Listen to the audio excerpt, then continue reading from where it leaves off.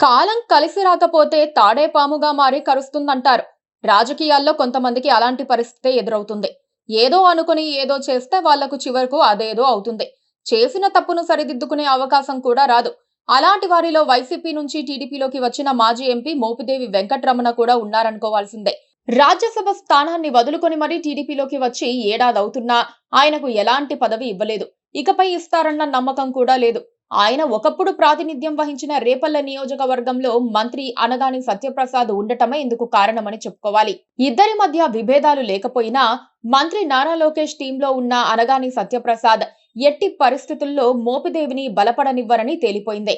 దాంతో టీడీపీలోకి వచ్చి తప్పు చేశానని, వైసీపీలో ఉంటే రాజాలాగా బతికేవాడినని మోపిదేవి తమ అనుచరుల దగ్గర వాపోతున్నట్లుగా సమాచారం అందుతోంది.